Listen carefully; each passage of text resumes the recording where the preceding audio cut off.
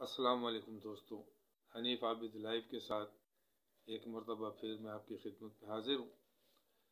دوستو، آپ کے علم میں ہے کہ پاکستان کی معاشی صورتحال دن بدن خراب ہوتی جا رہی ہے۔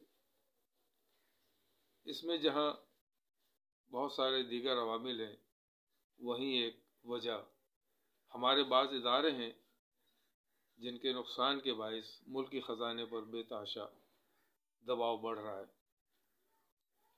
ان اداروں میں سر فہرست پاکستان اسٹیل مل تھا، جسے بند کر دیا گیا ہے۔ پاکستان ٹیلی ویژن کارپوریشن ہے، PIA ہے، اور اسی طرح کے دیگر ادارے بھی موجود ہیں جو پاکستان کے قومی خزانے پر ایک بوجھ بنے ہوئے۔ ہر سال ہمیں اربوں روپے خسارے کی مد میں ان اداروں کے برداشت کرنے پڑتے ہیں۔ اس کے باوجود یہ ادارے بہرحال چل رہے ہیں، قائم ہیں، اپنی جگہ موجود ہیں، لیکن ان اداروں میں موجود افسران، ذمہ داران، ان کا کردار وہ انتہائی شرمناک ہوتا جا رہا ہے۔ پاکستان انٹرنیشنل ایئرلائنس PIA وہ پاکستان کا فلیگ کیریئر کہلاتا ہے۔ پوری دنیا میں یہ پاکستان کے جھنڈے کو لے کر جاتا ہے، اس کی نمائندگی کرتا ہے۔ جمعے کے روز 15 جنوری کو ملائیشیا کے دارالحکومت کوالالمپور میں جب PIA کا ایک طیارہ ضبط کیا گیا تو اس نے پوری دنیا میں پاکستان کے امیج کو بری طرح متاثر کیا۔ ہمیں قوم ہے، دنیا کی ایٹمی پاور میں ہمارا شمار ہوتا ہے۔ مسلمان ممالک میں ہم دوسرے نمبر پر سب سے بڑی آبادی رکھنے والا ملک ہے۔ ہماری فوج دنیا کی ٹاپ 10 فوجوں میں شمار ہوتی ہے، اور ایک ایسے ملک کا طیارہ صرف اس وجہ سے ضبط کر لیا جائے کہ اس کی قسطیں ادا نہیں کی گئی، انتہائی شرمناک عمل۔ ہم یہ دیکھتے ہیں کہ پاکستان ریلوے ہو، پاکستان ٹیلی ویژن کارپوریشن ہو، پاکستان اسٹیل ہو یا PIA ہو، یہ وہ ادارے ہیں جو سالانہ اربوں روپے وہ خسارے کا بوجھ ہمارے قومی خزانے پر لاتے ہیں، اور اب تک کھربوں روپے ان اداروں کو چلانے کے لیے بے جا صرف کیے جا چکے ہیں۔ سیاسی حکومتیں ان کی تباہی کا ذمہ دار ہمیشہ اپنے سابقہ حکمرانوں کو قرار دیتی رہیں۔ موجودہ حکومت بھی اسی روش پر قائم ہے۔ ان کا بھی یہ دعویٰ ہے کہ سابقہ حکومتوں نے بے شمار لوگوں کو ملازمتیں دیں، ان میں تعینات کیا، جس کی وجہ سے بوجھ بڑھتا چلا گیا۔ مسئلہ یہ ہے کہ اگر کسی ادارے میں ملازمتیں زیادہ دی جاتی ہیں تو یہ عیب اس وقت بن جاتا ہے جب ان کی صلاحیتوں سے استفادہ نہ کیا جائے۔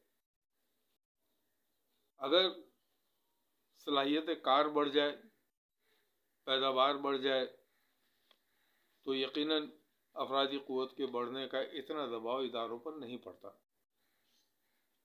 اس بات میں کوئی دو رائے نہیں کہ سابقہ حکومتوں نے ان اداروں میں من پسند لوگوں کو تعینات کیا، انہیں بے شمار مراعات دیں، جس کا بوجھ پڑا، لیکن صرف چند لوگ یا چند 100 لوگ ایسے ہوں گے جنہیں نوازا گیا ہوگا، اور ان اداروں میں ہزاروں لوگ کام کر رہے ہیں۔ بہت سے لوگ ایسے ہیں جو میرٹ پر آئے، بہت سے لوگ ایسے ہیں جو اپنی صلاحیت کی بنیاد پر ان اداروں میں موجود ہیں۔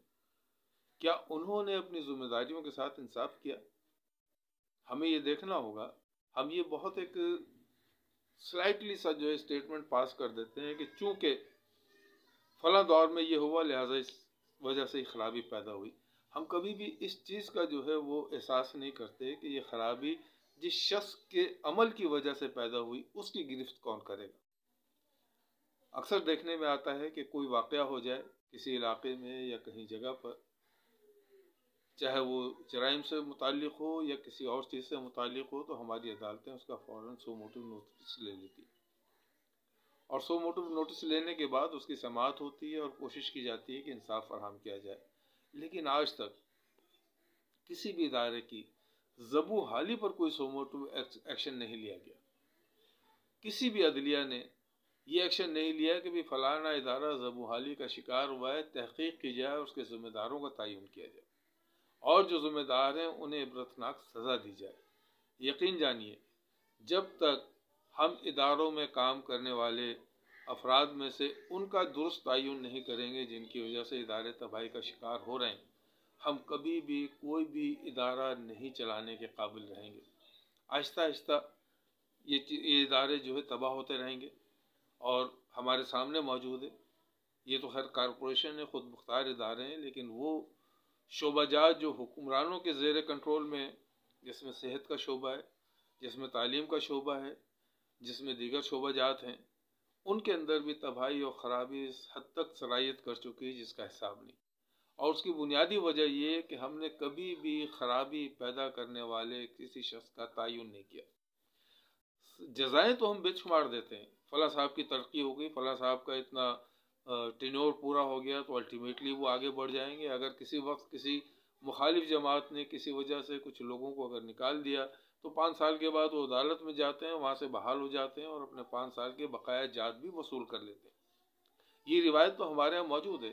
ہمارے ہاں یہ روایت موجود نہیں کہ کبھی بھی کسی بھی ادارے میں کسی بھی خرابی کی بنیاد پر کسی کا تعین کیا گیا ہو اور یہ بتایا گیا ہو کہ یہ شخص جو ہے اس کی وجہ سے ادارہ تباہ ہوا یا اس کی وجہ سے شعبہ تباہ ہوا اور اسے سزا دی گئی.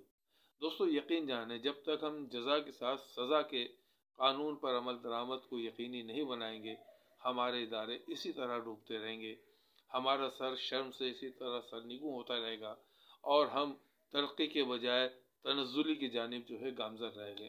وقت آ گیا ہے کہ ہمیں سوچنا چاہیے کہ جہاں ہم اچھے کام کرنے والوں کی پذیرائی کریں، ان کو ریوارڈ دیں، ان کی عزت میں اضافہ کریں، وہیں ہم کالی بھیڑوں کو بھی پکڑنا شروع کریں.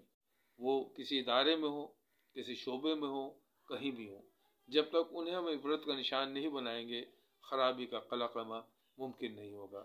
کل انشاءاللہ ایک نئے موضوع کے ساتھ آپ کی خدمت میں پھر حاضر ہوں گا. اجازت دیجیے. اللہ حافظ.